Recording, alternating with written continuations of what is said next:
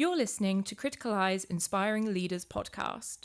Criticaleye is a global membership community with over 2 decades of experience supporting senior executives in their roles. We work with board-level executives, giving them opportunities to build their knowledge, skills, and access independent reference points outside of their immediate networks. Whether you're stepping up into a more senior role or aspiring to do so, looking to hone high-level stakeholder relationships, drive operational performance, build your own personal resilience as a leader, or have longer-term career goals such as moving into a plural career, Criticaleye's approach supports a range of leadership challenges and ambitions.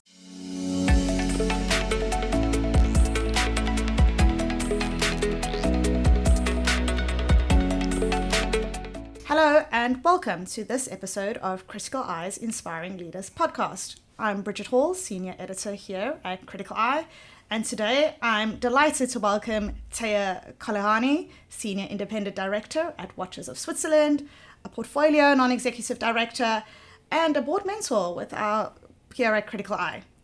Taya, welcome.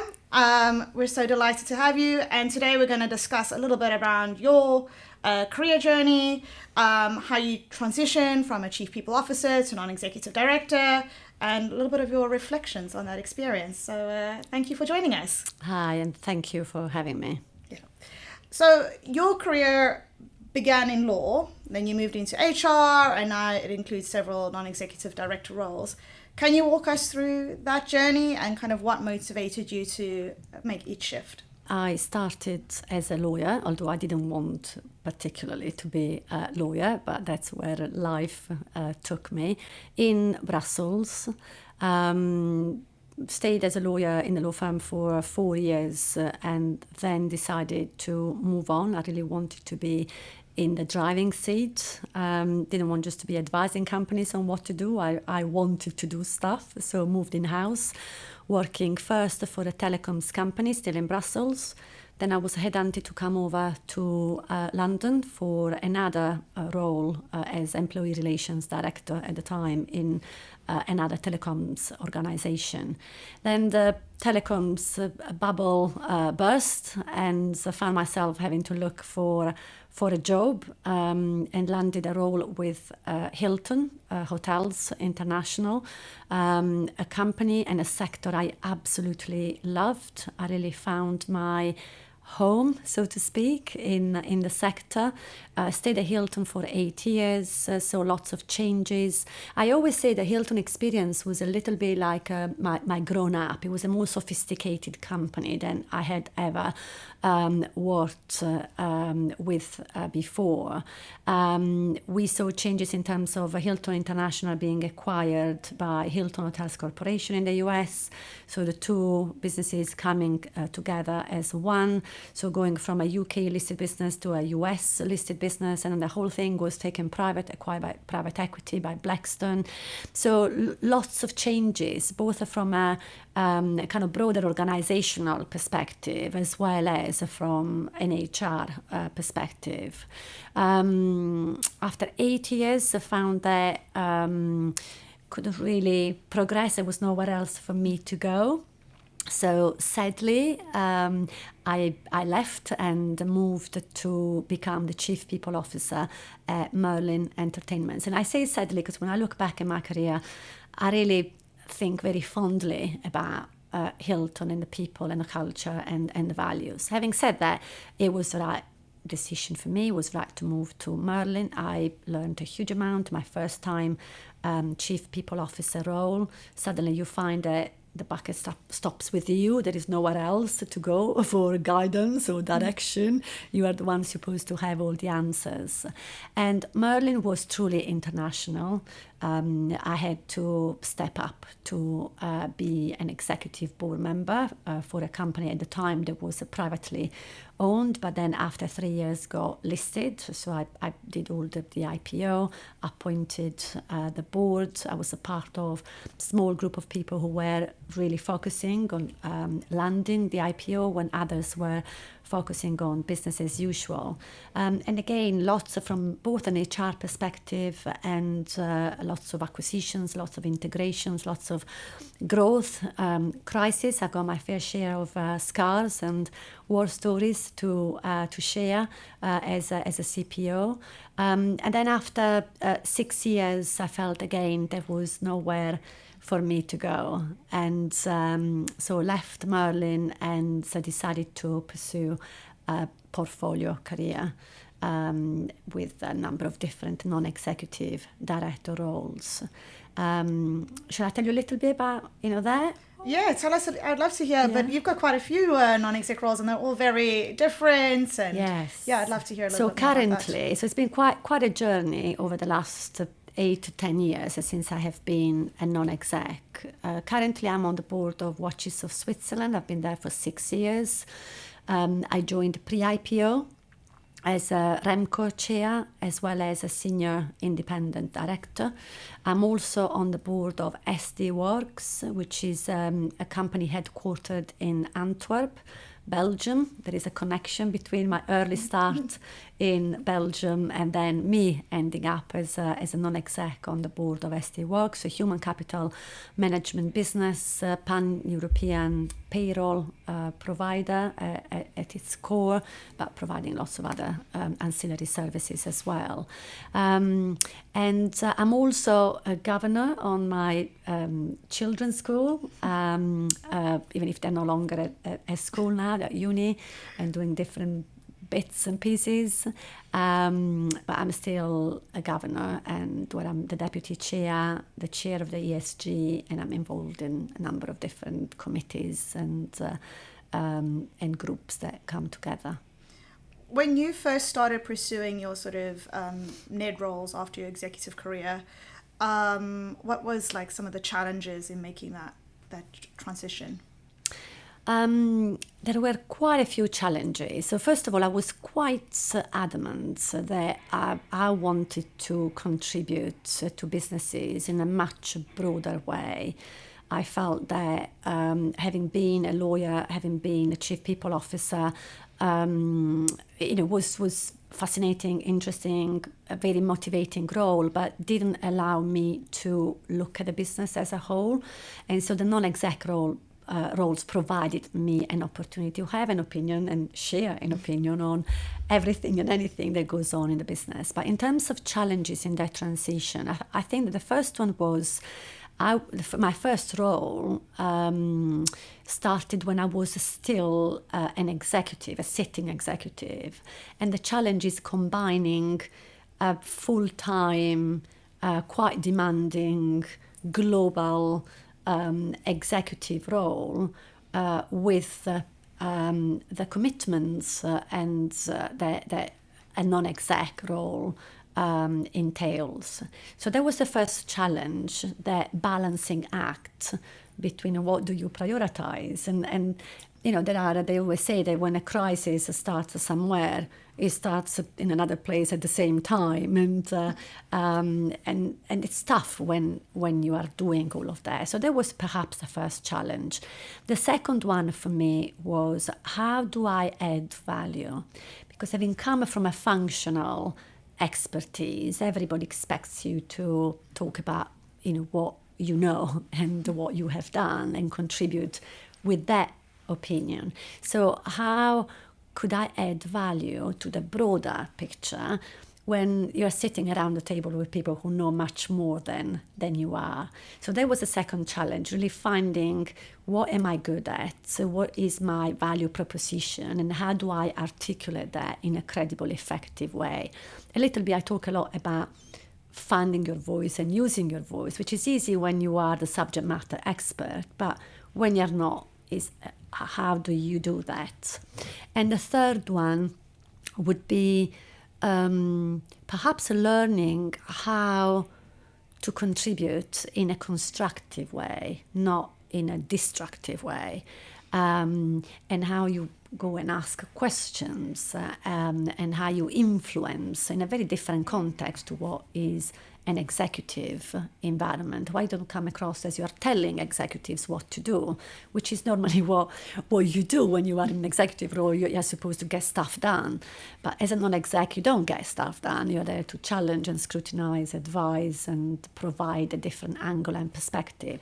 So that's probably the third challenge I remember, I still probably do that now, I kind of rehearse in my mind how to ask a question, because otherwise it can come across as very direct, and you're not directing anything, you are there to, as I say, provide challenge and scrutiny and a different perspective. There are times when you have to be direct, but that was a challenge for me in the early days. Yeah. It's interesting what you said there, because I think there's a growing kind of recognition that the chief people officers have a huge amount to offer in the boardroom, but there's not as many on boards as who were previously CEOs or CFOs, I suppose, because they get to be on boards more at executive level as well. What kind of unique experience or values do you think CPOs specifically bring to the board, and what do you think stops them from stepping into those roles? Yeah. Look, the role of CPOs has evolved and continues to evolve hugely. I think it's a fair statement if I say that since the pandemic, the role of CPOs has been elevated significantly compared to what it might have been before, and more consistently across different sectors. CPOs are no longer just a custodian of culture and anything to do with people. They are being asked to lead in some cases on the customer's proposition and the close link between employee experience and customer experience, so they can bring that to the table. More and more I see CPOs who have a wider remit in terms of taking responsibility for the broader ESG agenda, corporate affairs, sustainability. They are involved in anything major, transformation projects, organizational redesign, mergers and acquisitions. If I think about my time at Merlin, my experience in being involved with the IPO was absolutely instrumental in me securing my first NED role. So there is a huge amount that CPOs bring to the table. It's not just about pigeonholing CPOs into the REMCO chair role, which tends to happen quite a lot, but it's a way of getting in and getting onto their board, which is absolutely fine. But I see more and more CPOs who have broader responsibilities at the board table. So there is an awful lot they can bring to the conversation. In terms of what might be holding them back, I think in a lot of cases it's self-belief. When you come from a specific functional set of experiences, you've got to build that awareness, that confidence that you are able to, and you should, and you're expected to contribute in a broader way. So perhaps there is a little bit of a self-belief that sabotages a lot of chief people officers. For chief people officers that want to pursue a kind of portfolio career, where would you tell them to start? Where to start? Yeah, they're just transitioning. Look, I think that developing a narrative of the value they bring is something which is really important, and that requires practice. Like anything, once you know and you can articulate the value that you bring, not just from I've harmonized policies and practices, or I've taken care of the integration of new team members, or more recently I've completed rounds of restructures and all of that, but more broadly in terms of transformation projects, more broadly in terms of working closely with the CEO and the board. Once you have developed that narrative, I think it's a first step in the right direction. The second thing I would say is the importance of the network. Nobody's going to come and find you in your office, or if you're working from home, you've got to get out there and you've got to talk to people.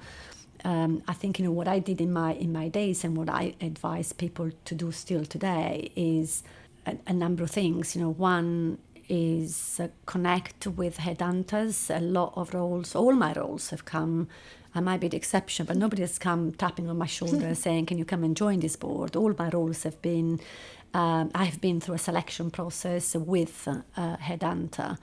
The second piece is what I did, which I always advise people to do, is join a networking group, a community like Criticaleye. I did that in my days. It gave me so many opportunities to meet people from different sectors, people at senior level. They were not just my executive board or my PLC board, because headhunters, what do? They go and ask for recommendations. Do you have any suggestions? So somebody might recommend you. And then the third thing I would say is really make sure that you use and leverage the connections that your board, your CEO, your CFO, your colleagues on the executive board, and if you are in a listed environment, your non-executive directors have, because they are incredibly connected and they might be approached for roles that actually are not interested in. They might recommend you for that role. So that network piece is something that the earlier people nurture and develop that network, the sooner they will achieve their goal to secure their first time NED role. Yeah, I suppose it's that piece of also like not being afraid to be vocal and say, I want this, because often you spoke about earlier about there can be like a little of lack of self-belief, right? So you really have to put your hand up and say that's what you want. Absolutely. You need to let people know around you that that's what you want to do. Again, nobody is going to read your mind and figure it out. In some cases, it does happen that people come and find you, but make sure that you are vocal about it. Yeah, I want to touch a little bit on your SID role, because that's a very unique position on a board. So maybe you can talk a little bit about what that involves and how it's a bit different from your other kind of non-executive roles. The SID role is quite interesting. I always say it's a crucially important role, but actually you don't do very much until a crisis actually develops and hits you in the face. So it is crucially important because you are watching, you are observing, you are listening, you are making sure that your colleagues around the board have an opportunity to share with you confidentially if they have any concerns that they may not want to share with with the chair for whatever reason. I also see the importance of the role from a shareholder's perspective. If shareholders don't want to speak to the CEO and don't want to speak to the chair, again, for whatever reason, they'll come and talk to you. So you need to be quietly very, very well connected with the business and with what's going on in the business. But as I said, until that crisis moment happens, the moment that somebody comes to talk to you, you know that something is not working somewhere. And so you should be able to anticipate that if at all possible and establish strong relationships with different stakeholders.